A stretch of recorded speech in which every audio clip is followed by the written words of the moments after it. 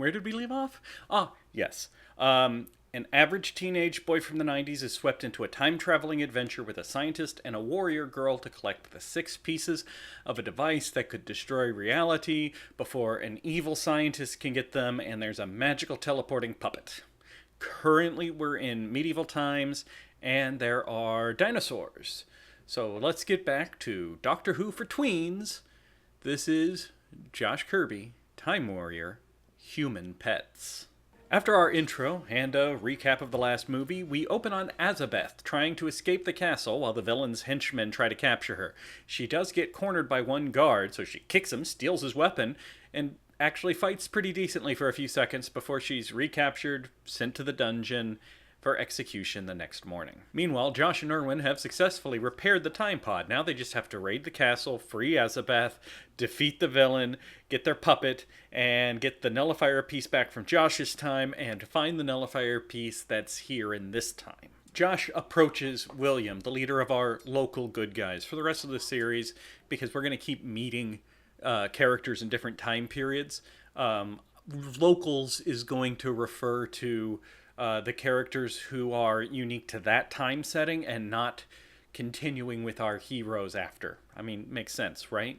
So he approaches William, the leader of the local good guys, and asks for a sword and fighting lessons for the battle in the morning. Because, it's a really smart idea. The night before a big battle, volunteering to fight when nobody's expecting you to, spending all night learning how to use a weapon for the first time so that you and whoever's training you are nice and fresh for the battle in the morning. Luckily, after literally 2 minutes of training with William, Josh is ready for action. It's how long it takes to become an expert, I guess. The villain's girlfriend comes to visit Azabeth in a dungeon. Azabeth tries to teach her about being a liberated woman, but doesn't use those words, because instead, she's quoting the codes of Kang. That finally gets through to her, but the girlfriend isn't willing to free her because then she'd get killed. But she is willing to carry word back to Azabeth's friends and try to find a way for Azabeth to get her weapons back. So the current plan is for a small group to use a secret tunnel. Secret tunnel! Secret tunnel! To sneak in and open the castle gate, allowing the good guy forces to storm inside. When the villain's girlfriend arrives at camp, she shares what she knows about the castle, including the fact that the evil scientist Zoetrope is in disguise as the villain's alchemist. Overnight, Azabeth changed back into her original clothes. They actually make a point of, the guard throwing her clothes at her, so it makes sense. She's able to change. And the villain's girlfriend lowers a ladder down to let a couple of heroes into the castle, even though the secret tunnel... I'm not doing it again. Secret tunnel! Secret tunnel! Plan is still going. I did it again. The villain's girlfriend also hides Azabeth's weapons in a wagon where Azabeth sees her put them there and can get them later. If she can avoid the whole getting her head chopped up because she's tied up in front of a large crowd and there's an executioner. At the last moment, the villain basically tells Azabeth that if she agrees to sleep with him, he won't have her killed. So she slowly walks up to him and punches him in the balls. I'll admit, Azabeth's growing on me. As the executioner raises his axe, Josh is able to knock him out with a shot from a slingshot. Honestly, that guy may be dead. The size of that ball he sent and how quickly that guy hit the floor, Josh may have just murdered a man. But Azabeth breaks free, and the people in hiding charge the front gates, and now everybody's fighting everybody.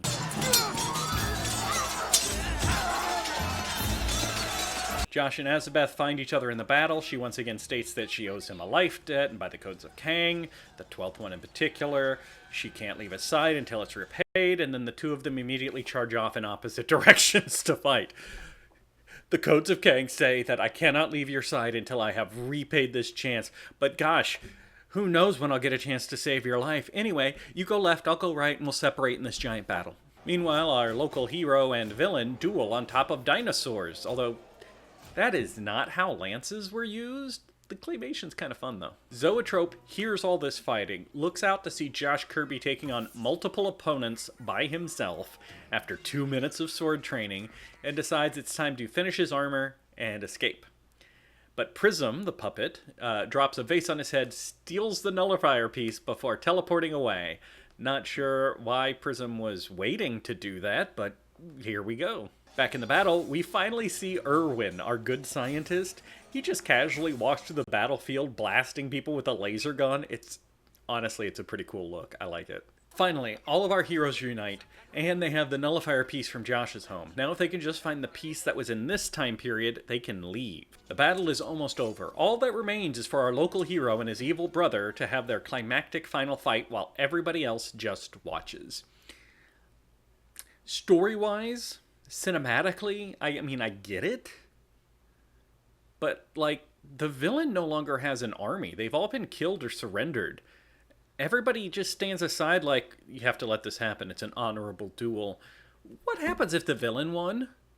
Would all of the heroes just be like, well, our hero died, so I guess we're following the bad guy now, even though he has no army to back himself up? Would they just, like, gang up on the villain and now there's no leaders at all? Like, from a logical standpoint, from a story standpoint, I get it, but from a logical standpoint, it does not make a lot of sense.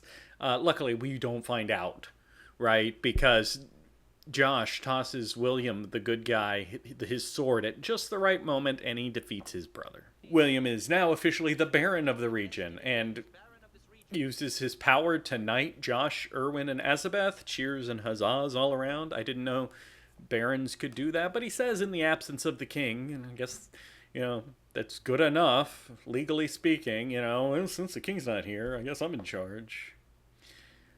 I wonder if I could do that. Could I knight somebody by just saying the king's not around me right now? Because he's not.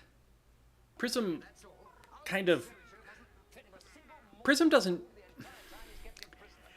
makes little sounds, but he doesn't actually talk, and his limbs are so short as a puppet he can't really gesture. So Prism just kind of floats there as Josh goes, "What's that? Are you saying Timmy fell down a well?" "Irwin, Prism is saying that Timmy fell down a well." That's how Prism communicates, I guess, to our hero that the second nullifier piece that they came for is in the Triceratops' stomach. Hopefully, the alien technology is proof against the digestive system of a dinosaur. Irwin's got a plan to get it out, though, and it involves a lot of prune juice. It was a hot one. With it being a dino, I thought it could stand it. Luckily, we don't have to watch the piece come out or get washed off. Instead, our heroes are packing up to leave just as Zoetrope shows up in his time armor.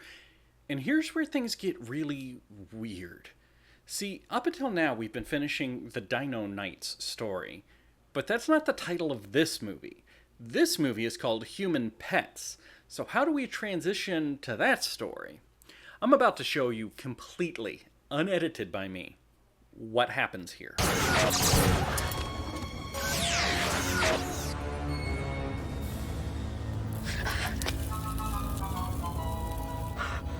Oh no!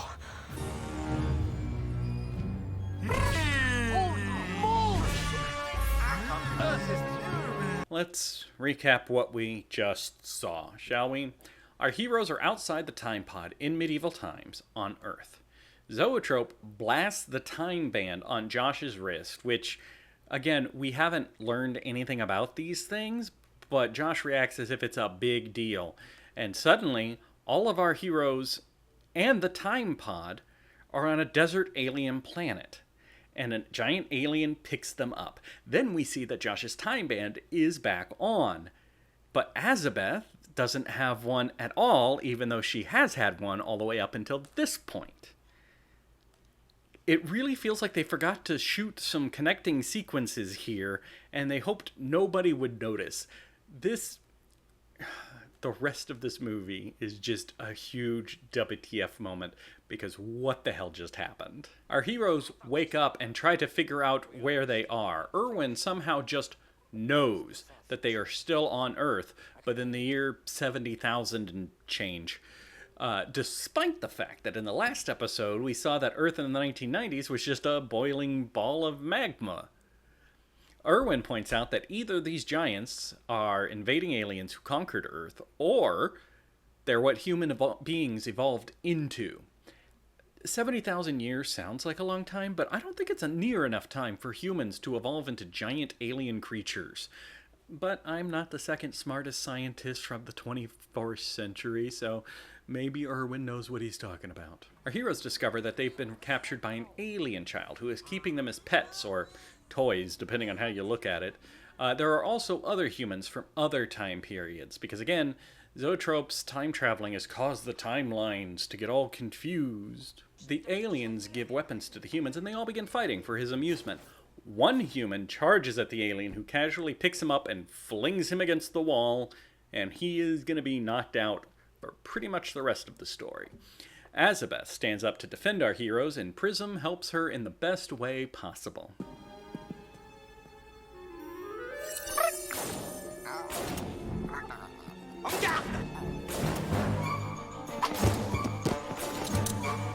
I love how he teleports over there, picks up the weapons, and doesn't move at all. And Azabeth still has to, roll over to him to grab her weapons. Excellent assist, Prism. You did absolutely nothing. All you did was take her weapons off the ground to a few inches off the ground. She still had to go over there and get them, despite the fact that you can teleport. I don't like to be this nitpicky, but these two people have been exchanging gunfire with each other nonstop, back and forth, for 4 solid minutes now. How many bullets do those guns contain? Especially since it's clear that this is not the first time they fought, right? And they can't just get more bullets. They're in the year 70,000 in an alien bedroom. Josh saves Azabeth's life from being attacked by behind. This is the 3rd time he saved her life. We know this because exactly 20 minutes ago, she told Josh he had just saved her life for the 2nd time, and he did a whole, yeah, you owe me a life debt because of the 12th code of Kang. Except here, the 3rd time he saves her life, she kneels and explains the 12th code of Kang and how she owes him a life debt, and he's clearly never heard this before. And Josh is developing some feelings for Azabeth, so he kind of enjoys this whole life debt thing, because she's like, I'll be by your side until I can save your life. And he's like, what if you never get a chance to? And she says, then I'll be by your side for the rest of the days. And he's kind of okay with this thought. Anyway, so what happened here? How is this completely out of sequence? This is being like the first time he saved her life, but it's the 3rd. It's written as if this is the first story, except Dinosaur Nights is where we meet Azabeth. We didn't meet her in this story, so Dinosaur Nights has to be the first story. But Human Pets is actually setting up her character and explaining things that we didn't get before. I know it's a time travel show, but does that mean there's no continuity supervisor at all? After the fight, all the humans are put in a terrarium together, and Josh begins trying to form a cohesive unit. We have a French swordsman, a German fighter pilot, a cowboy, and a knocked-out Viking who will show up right near the end but not contribute anything. Josh and Azabeth step aside to have a private conversation because Azabeth is feeling some feelings. See, she spent most of her life as a slave fighting in arenas for the amusement of others because she's only half human. She's got some ear ridges and a little freakiness going on her spinal column. Josh lets her know that he's also considered a weird freak because he was kind of a loser in high school, which is basically the same thing as being a slave forced to fight in an arena for your whole life. We get a flashback with Charisma Carpenter as his unrequited crush, just to drive the point home that he was considered a little bit of a loser, and that's basically the same thing as being a second-class citizen because you're half human. Irwin uses his power cane, which is an item I don't recall him having before, but for the rest of this series, it is treated as his signature item that we never see him without and that we should know all about. Although, he uses it to, cut the glass out and push it, and then the glass shatters. The way the glass shatters when it hits the ground, I really feel like any of their weapons that they all still have could have accomplished the exact same thing. The characters spy their respective vehicles on the top of a tall table, including our time pod, so our heroes can escape. And by this point, I guess we're supposed to forget that we have no idea how they got here! They decide to use a pair of the giant kid's dirty underwear to make a rope so they can climb up to their vehicle. The cowboy is all ready to lasso him a rope. He's been talking nonstop about what a great lassoer he is, so he's ready. except as soon as they finish creating the rope, Josh picks up one end of it, and Prism teleports from wherever he's been hiding this entire time and picks up Josh and flies him to the top of the wall. So we never needed a dirty underwear rope. But since Josh is holding one end already, he ties it off and doesn't ask Prism to just fly everybody else up there, because why would he? They can just climb up the 50-foot cliff. As Azabeth climbs, Josh looks down at them watching, and Azabeth screams up to him and teaches him about the 14th code of Kang, which is never look down. Okay. You're yelling to the guy looking down at you not to look down. I know you're talking about yourself climbing, you shouldn't look down, but you are telling it to the guy who's literally looking down at you. But more importantly, how the hell do these codes work? Okay, so we've encountered 3 codes so far in this episode, and I'm going to make sure to share all the codes with you moving forward because they're wild. So the 3 we've encountered so far. The worst prison is the one of your own making. That's what she tells the woman in the dungeon. It's a fine philosophical concept. Sure, it's not much of a warrior code, but I can see it. I can see it. It'll work. It's fine. Great. When somebody saves your life, you must stay with them until you can repay the favor. Sure. Decent code of conduct for a warrior culture. Makes perfect sense. We'll stick with that. Don't look down. How is that a code? There's only 21 of these codes, and one of them is wasted with don't look down. Wouldn't a warrior want full awareness of their situation? Does the code only apply when you're climbing? Or if you're somewhere high up? Are you supposed to never look at your feet? Is that why Prism had to pick up the weapons for Azabeth? Because she couldn't see them because they were on the ground and she's not allowed to look down? Drama starts when everybody but Irwin is climbing the rope. And Josh and Prism, they're up at the top. See, Josh tied it to the plane's wheel well. Or like the wheel landing strut. When he got up there, and the wheels on this German fighter plane from World War I just happen to be perfectly aligned at the angle of the people climbing. So as they're all climbing up, they are pulling, and the entire plane is starting to move because there's like 3 people pulling on it. Brilliant move. Absolutely perfect, flawless. Apparently World War I airplanes don't have wheel locks, and you know what? I'll believe that. That's fine. Maybe Josh should have picked anything else to tie this thing off to. Luckily, everybody makes it up, even Irwin, who just stood at the bottom and waited to be yanked up. Josh finds a bike among the vehicles at the top, and it causes him to think about his dad and what his dad is doing now, and we see some shots of his dad and what his dad's doing with Josh missing. Of course, again, in the last movie, we saw that present-day Earth was a burning ball of magma with no life, so what his father should be doing is not existing. But now, he's fine. I guess all the magma dried up or something. It turns out the engine of the airplane was damaged, which upsets the German a lot, and the rest of our characters are pretty upset that the plane isn't working for some reason. I mean, there's a fully functional time pod like 5 feet that way. We can just grab everybody and drop them off at home. Josh, it's not as simple as that. My time pod wasn't designed to transport this many people through the 4th dimension. And even if it was, where will we transport them to? Damn. I hate when a movie corrects me. The alien starts to wake up, and Azabeth rouses our hero by teaching them the 2nd code of Kang. The battle is not lost if the warriors have the courage to fight on. Sure, perfectly decent warrior philosophy. We'll go with it. It's better than don't look down.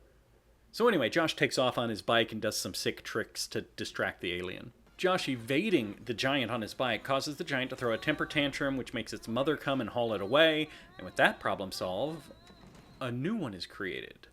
When Josh discovers Dr. Zoetrope tied to the leg of a chair with a spider web. Zoetrope tries to convince Josh to free him, but Josh points out Zoetrope wants to destroy everything.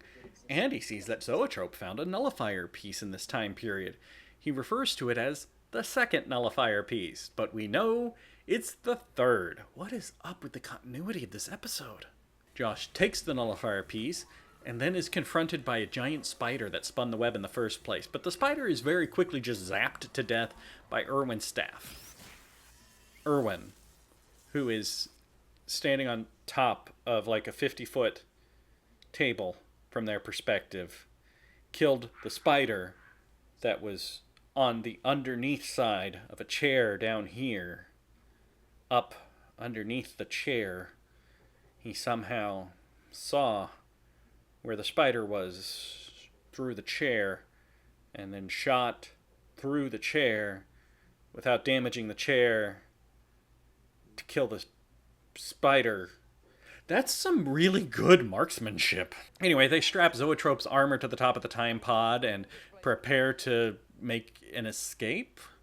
As for the displaced friends, they decided to stay. Also, while dealing with the spider, the Viking warrior woke up, climbed up the table, even though the rope had already been pulled up long ago, and rejoined the rest of the cast. How he got up there? Don't know. Why does it matter that he's up there? I guess just so we don't think he's dead. He doesn't have any more lines. He doesn't contribute anything. Anyway, they plan to use the Germans' plane and explore the world, looking for other displaced human and living off the table scraps of these giants. And as our heroes leave, I forgot to point out there's a brief snippet where, like, Zoetrope shoots a beam out of his armor into Prism's head. I'm sure that won't come back. In the time pod, Irwin gives Azabeth a time band. These are those bracelets we've been seeing this whole time. And he says it allows her to exist in a time period that isn't her own. This is the time band she's been wearing since we met her. She's had this the whole time. I was gonna point out, what about these displaced humans? They're not wearing time bands. Doesn't that mean that they'll just get shunted back to their own time? There is a scene earlier on where Irwin tries to explain the difference between a time machine and, like, the natural whimsy of a disrupted time stream. And these guys were placed here by a disrupted time stream, and so they're here now. Whereas traveling in a time machine requires you to have the band when you get to a new location. So I guess it's pretty deep philosophical lore about time travel for a kid's movie series. While our heroes are talking about these time bands, Prism pushes a button to release Zoetrope from the top of the time pod, grabs 2 nullifier pieces, even though there should be 3, and Azabeth points out that this exactly follows the 18th code of Kang. Anything too cute can't be trusted. Okay. We're going to put that one in the don't look down category. Prism delivers the nullifier pieces to Zoetrope, who takes off. Josh is nearly sucked into the time vortex, but Azabeth throws like a dagger of hers. She's got these special space daggers that hits the controls, closes the door. She paid off that light debt pretty quick. Then Josh pretends to be injured. Oh, my side. Oh, so that Azabeth will like massage him and rub him. She catches on real quick. And I gave a lot of grief to Revenge of the Nerds for all the rape. The one big rape, really. But I'm going to let Josh slide on this for a couple of reasons. One, it's literally just touching his side right here, right? Just, that's it. That's what he tricked her into doing. And he's a teenage boy. It's not laudable, it's not correct, it's not good. I'm not saying any of that. Manipulation, and especially tricking physical touching, is wrong. But it is in character for a teenage boy to do something like that. So we're just going to move on. Irwin announces that they have no idea where Zoetrope went. Josh says he thinks he knows. Why? Don't know. Steps forward to program the time machine. How? Don't know.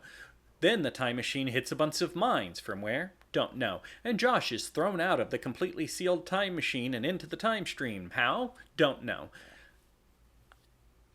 How does he know where Zoetrope went? How does he know how to program a time machine? Where did the mines come from? And how did an explosion on the ship toss him out of the time pod without breaching the ship? Everybody else is still in the time pod. Everybody else is fine. Somehow, this mine which I guess Zoetrope could have left behind, but it'd be nice if we saw that. Manages to phase him through solid matter. I don't know. There's a lot of questions after this movie, but there's no time for answers because this is our cliffhanger for the next part.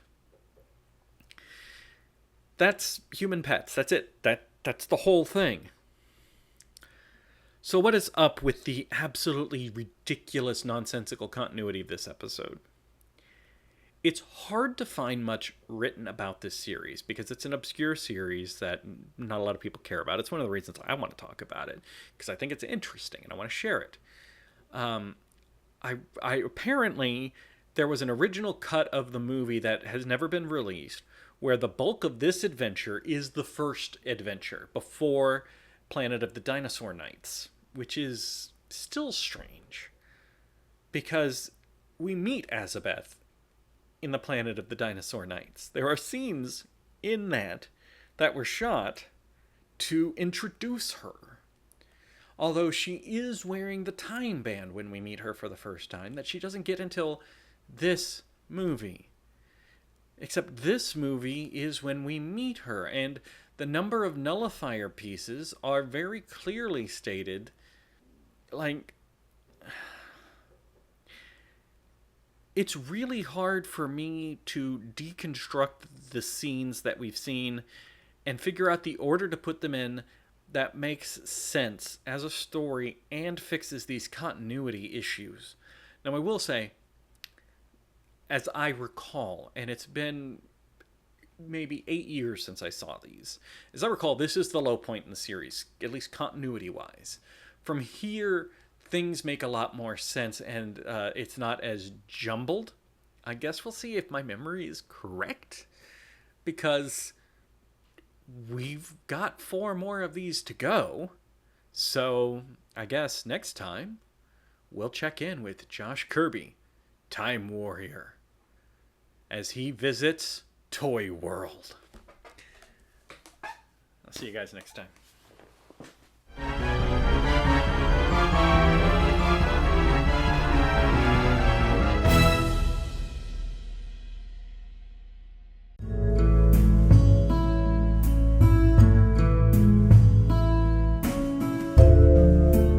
Hey everybody, if you need more of me in your life, you should check out my podcast that I host with Russ, where we review JRPG video games and occasionally have video game discussions in general. Home on the RNG.